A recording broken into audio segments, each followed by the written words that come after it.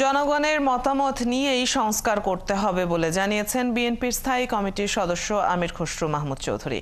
বলেন, যারা বর্তমানে সংস্কারের কথা বলছে তাদের ম্যান্ডেট নেই। শুক্রবার বিকেলে নগরীর জিমনেশিয়াম মাঠে ২১শে বইমেলার আলোচনায় প্রধান অতিথির বক্তব্যে একথা বলেন আমির খসরু মাহমুদ চৌধুরী। তিনি বলেন, বিগত সময়ে দেশের পাঠ্যক্রমে শুধু একটি দলের পরিবারের কাহিনী পড়তে বাধ্য করা হয়েছে। কোনো ভিন্ন মত থাকলে তাদের নানা হয়রানির শিকার হতে হয়েছে। বইমেলা সহ বিভিন্ন সময়ে লেখকদের স্বাধীন চিন্তার প্রতিফলন হয়নি। নতুন চিন্তার নতুন বাংলাদেশ তৈরি করতে শেখ হাসিনার পথে হাঁটলে চলবে না। সেই সঙ্গে প্রতিহিংসার রাজনীতি থেকে সবাইকে দূরে থাকতে হবে বলেও মন্তব্য বিএনপির এই সিনিয়র নেতার।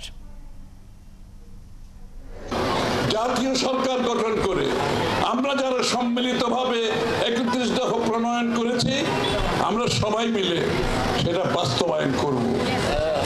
সুতরাং সংস্কারের গল্প আমাদেরকে বলার দরকার নেই।